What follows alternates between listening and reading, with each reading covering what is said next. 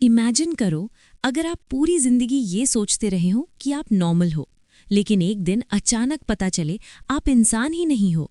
आपके अंदर ऐसी पावर्स हैं जो दुनिया कभी एक्सेप्ट नहीं करेगी। और सबसे डरावनी बात, आप अकेला नहीं हो, you're one of us.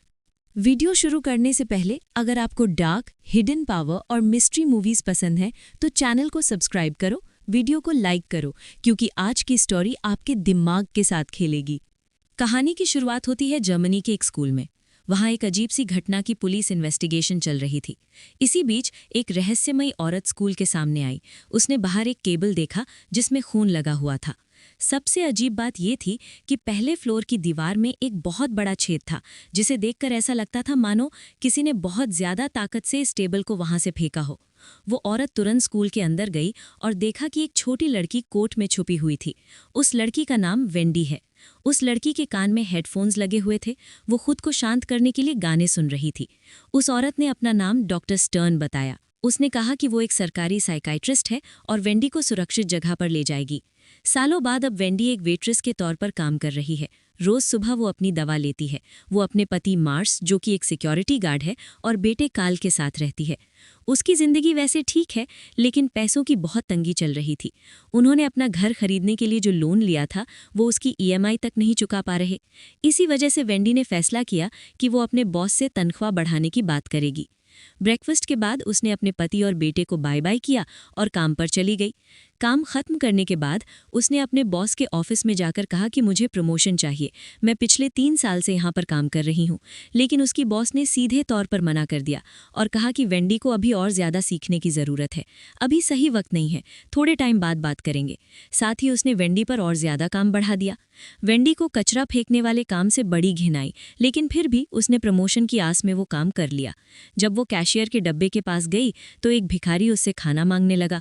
Boss को बिना बताए वेंडी ने उसे थोड़ा खाना तो दे दिया। उस आदमी ने उसका शुक्रिया अदा किया और कहा कि तुम हमारे जैसी हो। वेंडी को उसकी बात कुछ खास समझ नहीं आई और फिर जल्दी से अपना काम खत्म करके घर के लिए चल पड़ी। घर जाते वक्त कुछ आवारा गुंडे उसे छेड़ने लगे। उन्होंने पीछे से उसे आवाज़ लगाई, लेकिन वेंडी अपने हेडफोन्स लगाकर सीधा चलती रही। कुछ मिनट बाद वेंडी एक पुल को क्रॉस कर रही थी। तभी एक आदमी उसकी तरफ भाग कर आया। वेंडी को लगा कि ये वही पहले वाले गुंडे हैं, तो उसने अपना बैग घुमा के उस आदमी को मारा। लेकिन ये तो वही भिखारी निकला जिसे उसने खाना दिया था। उस भिखारी ने अपना नाम मैरिक बताया। मैरिक ने वेंडी से पूछा कि क्या तुम रोज अपनी दवाइयां ले रही हो? वेंडी हैरान हो गई कि इस आदमी को दवाइयों के बारे में कैसे पता। मैरिक ने बताया कि वो दवाई तुम्हारी ताकतों को रोक रही है। वेंडी को लगा कि ये भिखारी पागल है, लेकिन मैरिक ने अपनी बात साबित करने के लिए पुल से छलांग मार दी। वो नीचे रोड पर गिरा और उसे कोई चोट भी नहीं आई। वेंडी ये देखकर चौंक गई कि इतनी नीचे गिरने के बाद भी मैरी को कुछ नहीं हुआ। पर तभी अचानक से फुल स्पीड में आ रहा एक ट्रक मैरी के ऊपर से चला गया। ये देखकर वेंडी को बहुत बड़ा झटका लगा। उसने इमरजेंसी नंबर पर कॉल किया और फिर तुरंत वहां से निकल गई। अगली सुबह वेंडी डॉक्टर स्टर्न के थेरेपी सेशन में गई, लेकिन उसने ब्रिज वाली बात नहीं बताई। सिर्फ इतना कहा कि उसने एक अजीब सा सपना देखा जिसमें उसके पास सुपर पावर्स थीं। सिर्फ इतनी सी बात से डॉक्टर स्टर्न ने कहा कि तुम्हारी दवाइयाँ थोड़ी बढ़ानी पड़ेंगी। थेरेपी के बाद जब वेंडी घर आई तो उसने देखा कि घर खाली करने का एक और नोटिस मिला है। पैसे की प्रॉब्लम बहुत बढ़ रही थी, पर वेंडी को पूरा यकीन था कि कभी ना कभी तो प्रमोशन मिलेगा। एक और दिन वेंडी कचरा फेंकने गई और मैरिक को देखा। वो अभी भी जिंदा था और बिल्कुल ठीक भी। मैरिक ने बताया कि वो भी एक फ्रीक है। ऐसे लोग जिनके पास अलग अलग तरह की शक्तियां होती हैं। मैरिक के पास एक ऐसा शरीर है जिसे कभी तबाह नहीं किया जा सकता। अब जब मैरिक ने प्रूफ दे ही दिया था तो उसने वेंडी से कहा कि दवाई लेना बंद कर दो। रात को वेंडी ने अपनी दवाइयां टॉयलेट में फेंक दी। अगले कुछ दिनों में वेंडी को अजीब महसूस होने लगा। काम करते वक्त उसके शरीर में बहुत तेज दर्द हो रहा था। जब वो एक कस्टमर के लिए मील बना रही थी तो उसने स्टील ट्रे को गलती से बेंड कर दिया। जल्द ही उसे समझ आ गया कि उसके पास सुपर स्ट्रेंथ है। उसने ट्रे को छुपाकर रख दिया ताकि कोई देख ना ले। जब वो घर जा रही थी तो वही बदमाश गुंडे उसे छेड़ने लगे। वेंडी ने कहा कि मुझे अकेला छोड़ दो, लेकिन उनके लीडर ने वेंडी को धक्का दे दिया। वेंडी ने गुस्से में आकर उसे बड़ी आसानी से दूर फेंक दिया और जब बाकी लोगों ने भी हमला किया तो वेंडी ने सबको एक एक मुक्के में उड़ा दिया। पहली बार वेंडी को लगा कि वो आज़ाद और खुश है। अगली सुबह वेंडी बहुत खुश होकर अपना काम कर रही थी। तब डॉक्टर स्टर्न बिना बताए वहां आ गई और बोली कि वेंडी ने थेरेपी सेशन को मिस कर दिया। उसने वेंडी को उसकी दवाइयों का फायदा समझाया। वेंडी को शक तो हो रहा था, लेकिन फिर भी उसने वादा किया कि मैं अगले हफ्ते से जरूर आऊंगी। डॉक्टर के जाते ही बॉस वेंडी के पास आई, हाथ में वही मुड़ी हुई स्टील की ट्रे पकड़े हुए। उसने वेंडी पर इल्जाम लगाया कि मुझे पता है तुमने किया होगा ये, और साथ ही कहा कि तुम्हारी सैलरी से पैसे काटूंगी मैं। इस बात से वेंडी को गुस्सा आ गया। उसने बॉस को शर्ट से पकड़ा और हवा में उठा लिया। अगर तूने मेरे पैसे काटे ना मोटी, तो जिंदगी भर पछताएगी। इस हरकत से बॉस डर कर ऑफिस में भाग गई। इसके बाद वेंडी मैरिक से मिलने गई और उससे अपनी पावर्स के बारे में पूछा। मैरिक ने बताया कि दुनिया में हम जैसे बहुत से लोग हैं, लेकिन सरकार वही दवाइयां देकर उनकी ताकतों को छुपा रही है। अगर वेंडी को और सच्चाई जाननी है तो उसे थेरेपी बिल्डिंग की जांच करनी चाहिए। वेंडी बिल्डिंग में गई, लेकिन वो पूरी तरह बंद थी। वो सोचने लगी कि बिना शोर के अंदर कैसे जाऊं। फिर उसे एक सुपर हीरो मूवी याद आई, जिसके अंदर हीरो एक बिल्डिंग से दूसरी में जंप करता है। वेंडी ने भी सोचा कि हो सकता है मैं भी कर लूं, और वो सच में जबरदस्त छलांग लगाकर बिल्डिंग के अंदर घुसी गई। अंदर वेंडी को एक फाइल मिली जिसमें बहुत से पेशेंट्स के रिकॉर्ड्स थे। उनमें उसके साथ काम करने वाले आदमी एल्मार की फाइल भी थी। ये देखकर वेंडी को शक हुआ कि एल्मार भी एक फ्रीक है। वेंडी उसके घर में आई और देखा कि वो अपनी दवाइयां लेने ही वाला था। वेंडी ने उसे रोका और बताया कि ये दवाइयां तुम्हारी ताकतों को रोक रही हैं। जाहिर सी बात है कि एल्मार को भी ये बात बहुत अजीब लगी, लेकिन वो सुपर हीरो मूवीज का बहुत बड़ा फैन था, तो उसने वेंडी की बात मान ली। साथ ही वो अपने पिता और सौतेली माँ के साथ रहकर परेशान हो चुका था। वो लोग हमेशा उसे नीचा दिखाते रहते। अगर उसके पास सच में शक्तियां हैं तो हो सकता है घर में उसकी इज्जत बढ़ जाए। इसीलिए उसने वादा किया कि अब मैं दवाइयां नहीं लूंगा। एक और दिन बीत गया और अब वेंडी और भी ज्यादा ताकतवर और कॉन्फिडेंट महसूस कर रही थी। वो धम से बॉस के ऑफिस में घुस गई प्रमोशन मांगने के लिए, पर इससे पहले कि उसकी बॉस कुछ बोल पाती, वेंडी ने कहा कि हाँ, थैंक यू मेरी पगार बढ़ाने के लिए, और मैं काम बहुत अच्छे से करूंगी। दिन के आखिर में वो एल्मार से मिली। उसने भी दवाइयां लेना बंद कर दिया था। उसने वॉडी के सामने एक लैंप उठाया और अपने दिमाग की ताकत से उसे ऑन कर दिया। दवाई बंद करते ही एल्मार को समझ आया कि उसके शरीर से बिजली निकलती है। यही है उसकी सुपर पावर। वो दोनों रात को बाहर गए बात करने के लिए, और उन्हें समझ आया कि बचपन से उनकी ताकतों को दबाया जा रहा था। एल्मार को तो अब यकीन हो चुका था कि उनकी ताकत भगवान का दिया एक तोहफा है, और उनके जैसे लोग कुछ बड़ा करने के लिए बने हैं, जैसे मार्वल की सुपर हीरोज। लेकिन वॉडी सबसे पहले अपनी पैसों की दिक्कत को सॉल्व करना चाहती थी। इसी वजह से जब वो लोग एक एटीएम के पास गए तो वॉडी ने उसे लात मार के खोल दिया और सारे पैसे निकाल लिए ताकि घर की ईएमआई भर सके।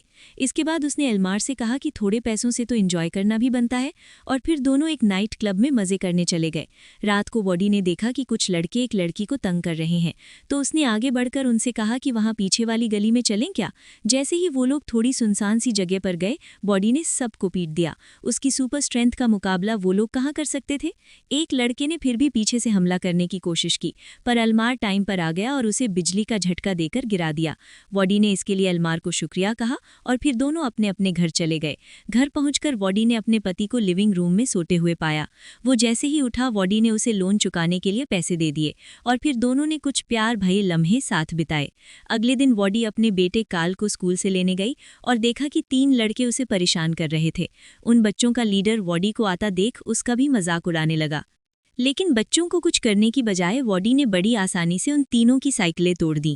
काल नहीं जानता था उसकी मम्मी इतनी ताकतवर है। वो वॉडी की पावर देखकर हैरान हो गया। घर का पूरा कर्जा चुकाने के बाद वॉडी ने पूल को भरना शुरू किया ताकि अपने परिवार के साथ थोड़ा समय एंजॉय किया जा सके।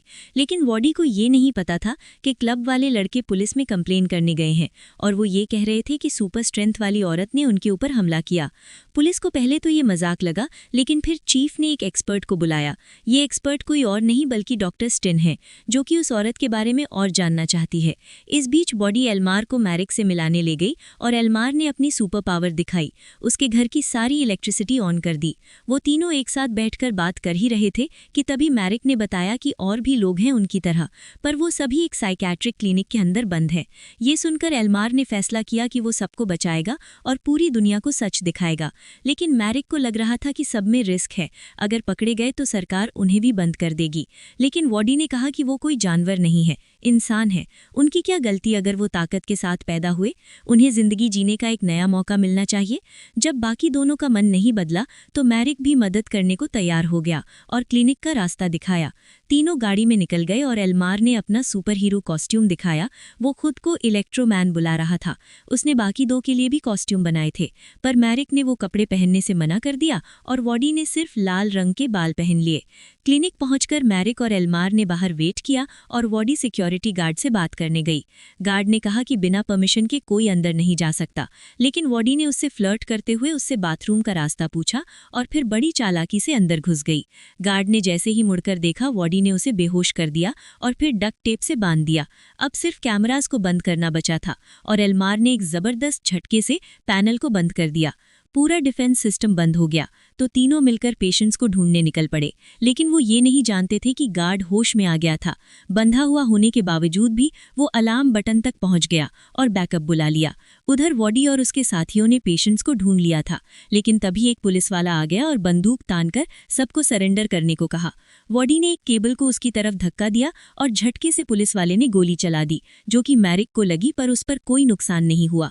अलार्म बजने लगा और अब तीनों भागने की कोशिश करने लगे, लेकिन बहुत सारे पुलिस वालों ने बंदूक लेकर उन्हें घेर लिया। तभी बाहर जबरदस्त बारिश होने लगी और एल्मार ने उसका इस्तेमाल करके इलेक्ट्रिक चार्ज पैदा किया, जिसने सारे पुलिस वालों को बेहोश कर दिया।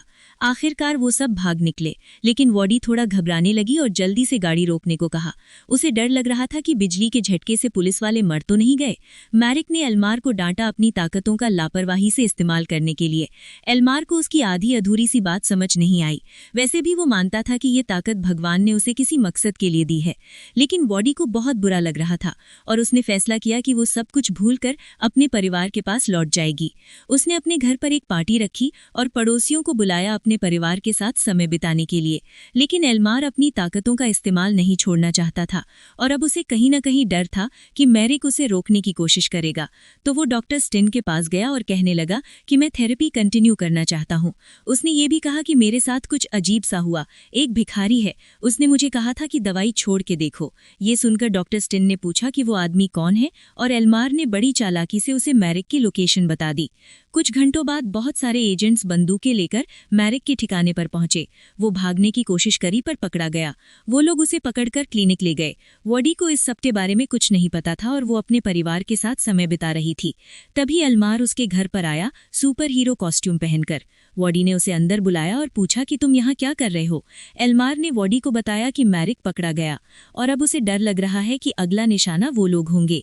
जिसके बाद उसने कहा कि मैंने एक तरीका ढूंढ लिया है जिससे हम अपने आप को बचा सकते हैं। वो चाहता था कि वॉडी उसके साथ चले, क्योंकि अगर वो दोनों अपनी ताकत को जोड़ दे तो उन्हें कोई नहीं रोक पाएगा। वॉडी ने इसके लिए मना कर दिया, क्योंकि वो किसी को नुकसान नहीं पहुंचाना चाहती और अपने परिवार को खतरे में तो बिल्कुल भी नहीं डालना चाहती। एल्मार को उसकी ये बात पसंद नहीं आई और वो गुस्सा होकर वहां से चला गया। उसने फैसला किया कि ये मेरी ताकत है, मैं चाहे इसका जैसे मर्जी इस्तेमाल करूं, कोई मुझे रोक नहीं सकता। उधर वुडी के घर पर उसके पति ने उससे पूछा कि ये आदमी कौन था और क्या चाहिए था इसे। वुडी अब सच नहीं छुपा पाई और बताया कि एल्मार एक तरह का सुपर हीरो है। लोग हम जैसे लोगों को फ्रीक्स बुलाते हैं क्योंकि हमारे पास ताकत है, लेकिन आज तक मेरे साइकाइट्रिस्ट ने मुझे जो दवाइयाँ दी उससे मेरी ताकत दब गई थी।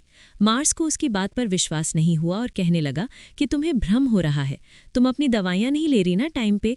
ये जानकर वो डॉक्टर स्टर्न को फ़ोन करने लगा, लेकिन वुडी ने उसे रोकने की कोशिश की। उसने हल्का सा धक्का दिया था, लेकिन उसकी ताकत बहुत ज़्यादा थी।